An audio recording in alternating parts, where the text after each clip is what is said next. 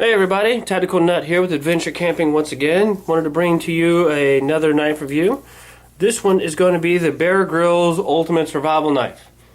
Now, this is the very first production run, so I've had this one for a while.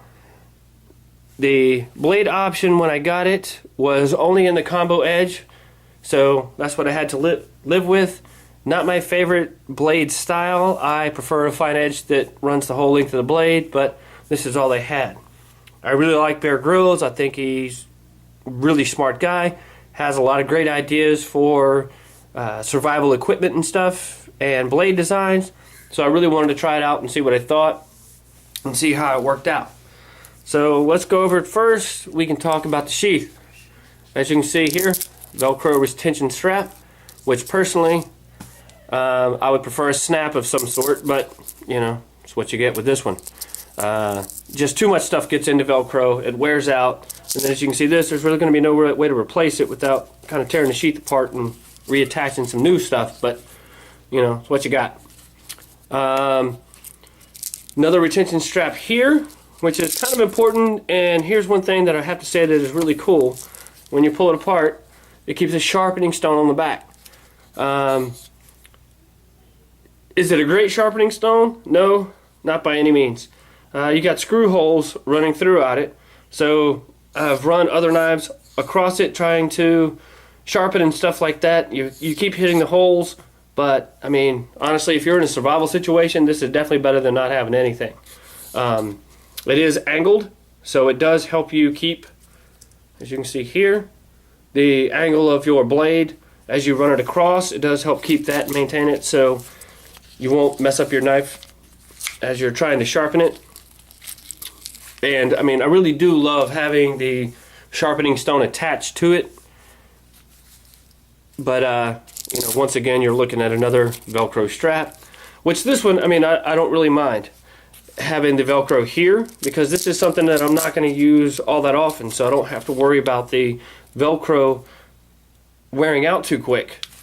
Right here, when it comes to the knife retention, I mean, this is where I really just don't want Velcro. I want a snap. I want something that's going to be more secure.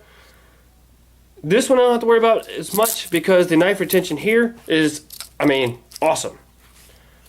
It's awesome because you have to pull it out right here, as you can see. The inserts, so put it back in. You can hear, snaps into place. These two pieces right here grab onto the knife. So pretty much that's going to retain it.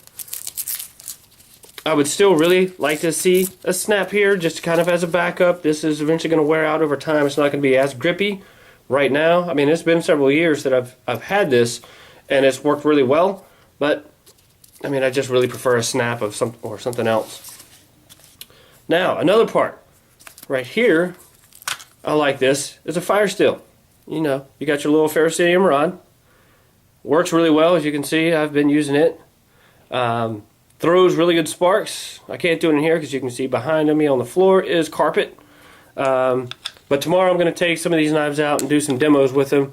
I'll show you how well that it does throw sparks. But now we'll get to the knife. As you can see here, got a whistle attached to a lanyard. Pretty decent. Not as good as the tops, but I mean, if you're out of breath and you're losing your voice, you're scared, having a hard time talking, a whistle is a great survival tool. So having it already attached, to me, awesome idea.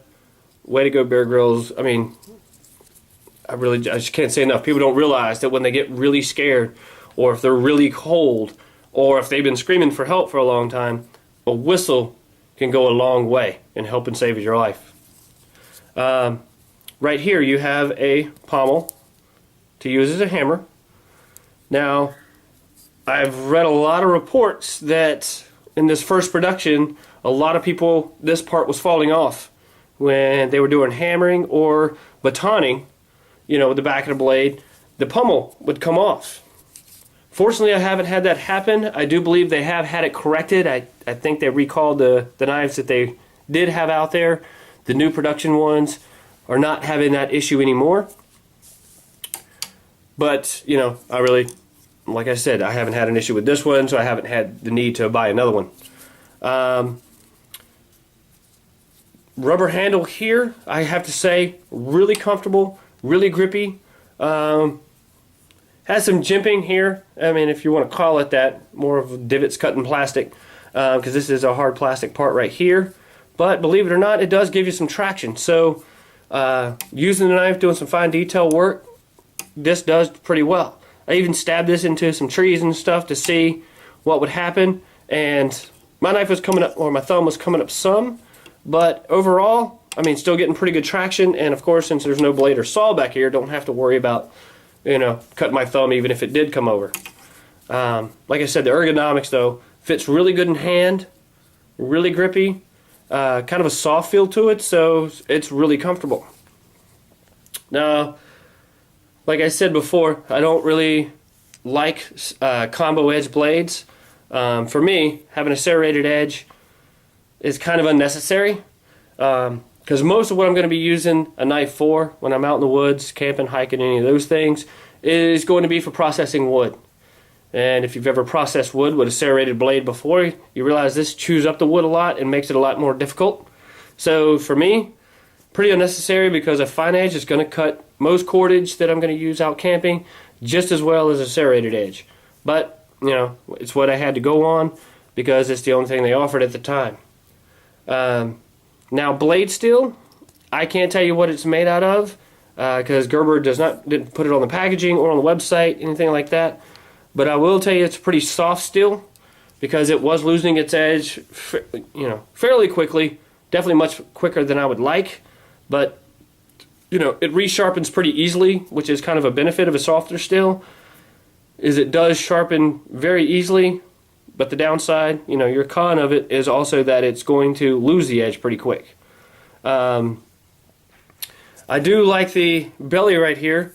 It does slice pretty well, but could do a lot better if you had, you know, more of the fine edge. This whole serrated thing, you know, in case you haven't understood by now, really starts to irritate me because I'm just never going to use it for that much. Also, as you can see, coated full of mud and stuff. I haven't cleaned this one yet. Has held up extremely well to rust, corrosion, and stuff like that. And as you can see, the blade coating has held up extremely well, hasn't worn off. Got Gerber and Bear Grylls signature there. But one thing that I do have to say that I really, really like is this right here. Most knives, or a large number of knives that are coming out now, all have the blade coated, which is awesome for protecting the blade against rust and corrosion. But there's only one major problem with that. You can't strike a fire steel with it. So Bear Grylls actually left a part here, or at least, well, Gerber and Bear Grylls Design thought to leave this part right here uncoated, so when you go to strike your ferrocerium rod, it will work. And it works quite well. So I've been very happy with that. Some of my other knives, I'm probably going to go back and sand some of the coating off just so I can do that and don't have to use the blade to strike the fire rod. But, you know, for now, you know, they are what they are. But as you can see here with that soft steel, you can see right along there where the blade starting to dent a little bit. All I've been doing is batoning with this, wood against steel. But right across there, it's been denting it because it's a softer steel. And just over time, harder to keep up with. That durability factor is, you know, in my opinion, a little bit lesser, which is why I always tell people, you know, if you're gonna buy a knife, do some research on it, find out what these different blade steels do. I mean, I could have a whole class on the different types of steels, the different type of heat treatments, what the Rockwell hardness means, because, you know, kind of the higher on the Rockwell hardness scale, or basically closer to 60 or above 60, means the knife is extremely hard. But, you know, kind of a con of that is it can become more brittle. The benefit of that is that it holds an edge for a really long time. Now, you know, lower down the Rockwell hardness scale, you know, 57 or below, you start to, you know, get a softer steel which will resharpen really easily but loses its edge a lot quicker. This one, like I said, it's a soft steel, so just by literally just by batoning, it's starting to dent and kind of get a little misshapen. A couple spots here. Tip is pretty strong, decent thickness. Overall, I mean, knife is pretty light. I didn't put this one on the scale, but I mean, I'm thinking probably 6-7 ounces tops. So lightweight, blade's 4 inches long, decent length on the blade. Personally, would like to see it just a little bit longer, but you know, this is what it is.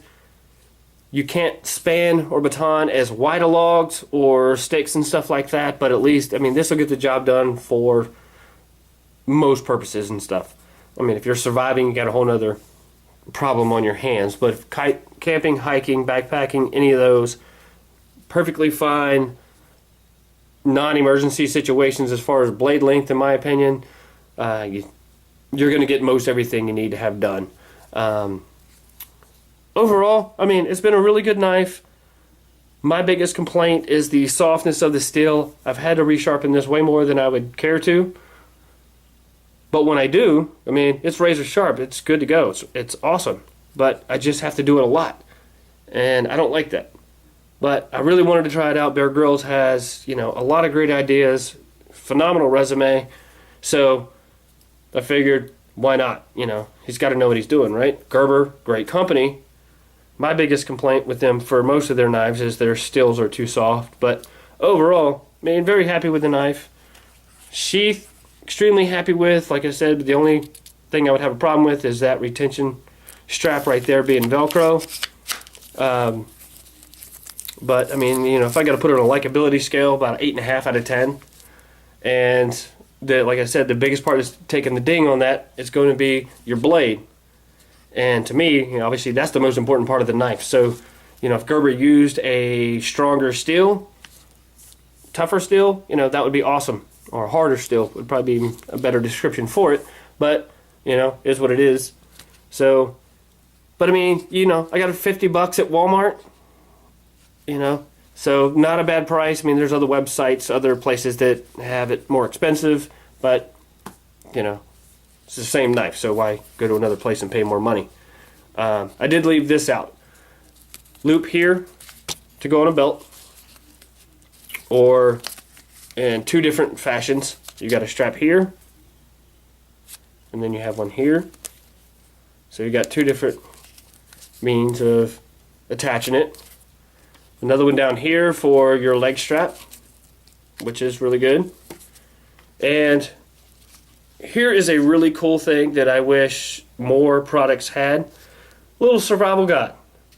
When you get lost in the woods or you're in some kind of a crisis situation, people have a tendency to forget a lot of stuff that they may have known for a long time. But because that panic sets in, they tend to start forgetting on what to do to get out of their situation. This gives you a lot of good little pointers as to how to signal for help. Little Morse code things. Even has a little survival guide that came in the pack. I shoved it back here just because this was sewn on so tightly that it fit.